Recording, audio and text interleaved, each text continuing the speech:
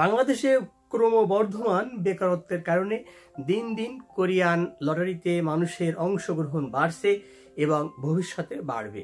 আমি এর আগে অনেক ভিডিওতে বলেছিলাম যে 2019 সালে প্রায় 2 লক্ষ লোকের মতো কোরিয়ান লটারিতে অংশগ্রহণ করবে, কিন্তু সেখানে 2 লক্ষ ওভার হয়ে অর্থাৎ আরো 38,637 জন অংশগ্রহণ করেছে। তা এর থেকে ধারণা করা যায় যে 2020 সালের কোরিয়ান লটারিতে 3 লক্ষর বেশি অর্থাৎ 3.5 লক্ষ হতে পারে। 2020 সালে 3 লক্ষ থেকে 3.5 লক্ষ লোক কোরিয়ান লটারিতে অংশগ্রহণ করবে। সুতরাং দিন যত যাবে আরো প্রতিযোগিতা বাড়বে, কেউ না কেউ কিন্তু লটারি পাবে। অনেকে হয়তো ভাবেন যে লটারিতে নাম আসার পরে আমি কোরিয়ান ভাষা শিখব, কিন্তু আসলে সেটা ঠিক নয়। লটারিতে নাম আসার পরে কোরিয়ান ভাষা শিখে পরীক্ষায় ফেল করার অনন্ত সম্ভাবনা রয়েছে। তাই আপনি লটারি না পেলেও হতাশ হবেন না। আপনি এখন থেকে কোরিয়ান ভাষা পড়া শুরু করুন। ইউটিউবে বা অনলাইনে বা সোশ্যাল মিডিয়াতে কোরিয়ান ভাষার অনেক লেসন আছে। যারা ইংরেজি বোঝেন তাদের জন্য খুব সুবিধা, তারা একা একা ঘরে বসে কোরিয়ান ভাষা শিখতে পারবেন। আমিও মাঝে মধ্যে সময় পেলে কিছু কিছু টিউটোরিয়াল দিয়ে থাকি। আর ইংলিশে অনেক লেসন আছে কোরিয়ান ভাষা শেখার, সেখান থেকে আপনি একা একা শিখতে পারেন। অথবা কোরিয়ান ভাষা জানেন এমন কারো কাছ থেকে হয়তো 1 সপ্তাহ বা 2 সপ্তাহ আপনি কোরিয়ান ভাষা শিখতে পারেন তার মাধ্যমে। এরপর নিজে নিজে আপনি চেষ্টা করবেন, পেরে যাবেন। অনেক প্রশ্ন করেন আসলে কি বই পড়বো। HRD কোরিয়া কর্তৃক একটা নির্দিষ্ট টেক্সট বুক আছে, আপনি সেটা পড়বেন। এটা 60 অধ্যায়ের একটা বই। এই বইটা যদি আপনি A to Z মুখস্থ করতে পারেন বা শব্দার্থ মুখস্থ করতে পারেন, তাহলে আপনি অবশ্যই কোরিয়ান লটারি পাওয়ার পর কোরিয়ান ভাষার পরীক্ষায় পাশ করবেন এবং ভালোভাবে পাশ করবেন।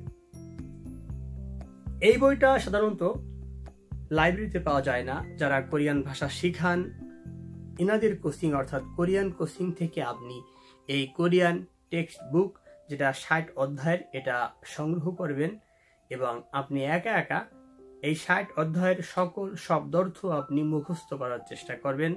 তাহলে আপনার জন্য অনেক সহজ হয়ে যাবে।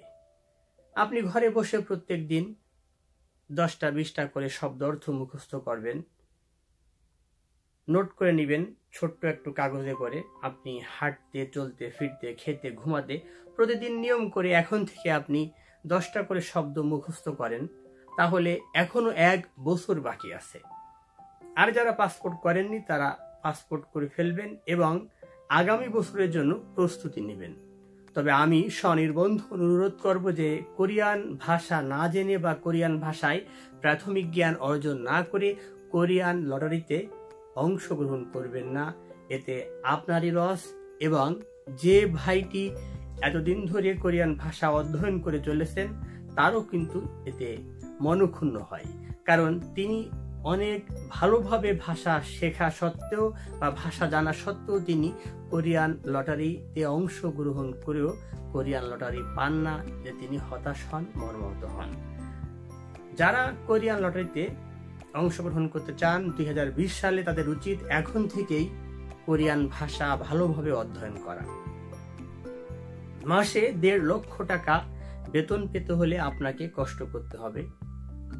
এভারেস্টে উঠতে যেয়ে যেমন অনেক ট্রেনিং করতে হয়, অনেক মৃত্যু ঝুঁকি থাকে, অনেক কষ্ট করতে হয়, দক্ষিণ কোরিয়াতে সরকারিভাবে আসতে হলে আপনাকে ঠিক এরকম ভাবে কষ্ট করতে হবে। হয়তো মৃত্যু ঝুঁকি এখানে নেই, কিন্তু ডিলেট হওয়ার সম্ভাবনা আছে। অনেকেই লটারিতে আবেদন করেন, অল্প কিছু লোক লটারি পান, সেখান থেকে অল্প কিছু লোক পাস করেন। আর যারা পাস করেন সবাই কিন্তু কোরিয়াতে আসতে পারবে না। যদি 2000 লোক কোরিয়ান ভাষার পরীক্ষায় পাশ করেন, সেখান থেকে 1500 লোক আসতে পারবে। এটাই একটা ইপিএস-এর সিস্টেম। ভালো থাকবেন, সুস্থ থাকবেন, সুন্দর থাকবেন। আমার ভিডিওটি ভালো লাগলে কোরিয়া বাংলা চ্যানেলটি সাবস্ক্রাইব করবেন। Ahsanuzzaman Imran, Korea Bangla channel.